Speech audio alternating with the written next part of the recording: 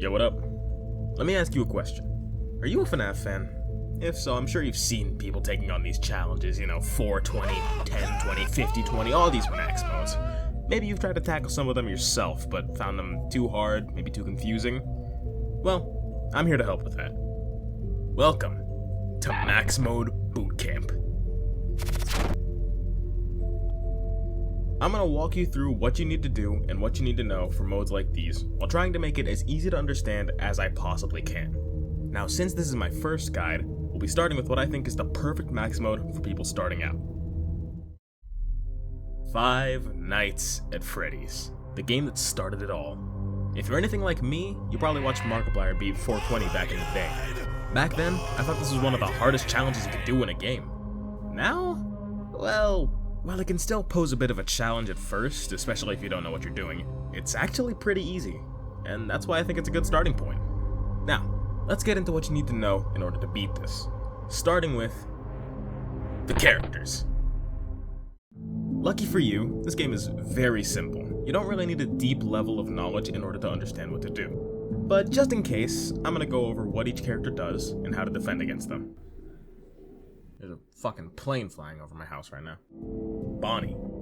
Bonnie will walk around the building, going from the stage, down the hall, and to your left door. Periodically check the lights, and close the door when you see him there. Chica. Chica's pretty much the same as Bonnie, except she comes to your right door. Keep checking your lights, close the door when you see her.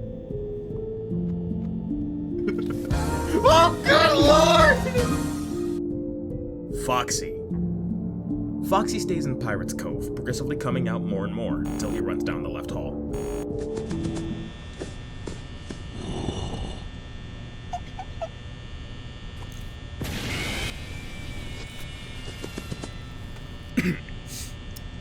Anyway, most people think you need to watch him on Pirate's Cove to stall him, but he actually gets stalled by looking at any camera.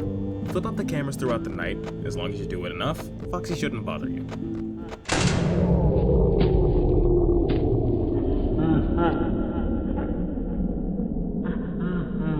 Freddy.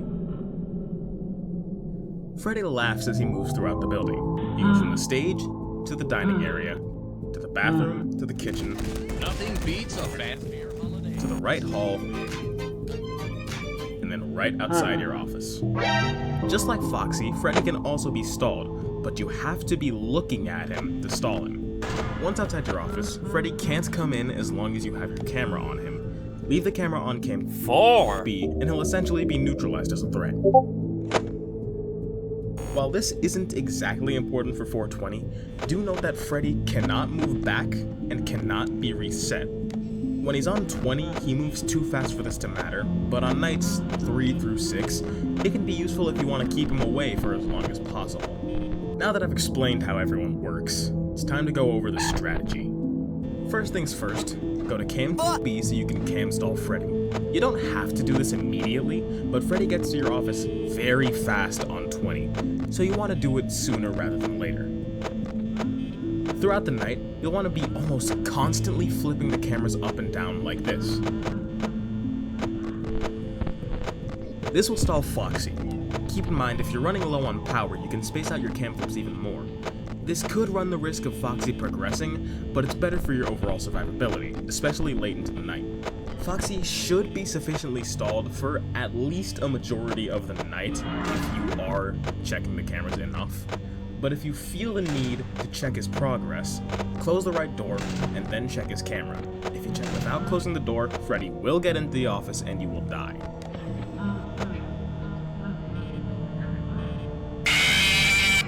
If you don't mind using extra power, you could check both lights between every 1 to 2 cam flips, but what I like to do is to stay on the left side and only check the left light every 1 to 2 cam flips.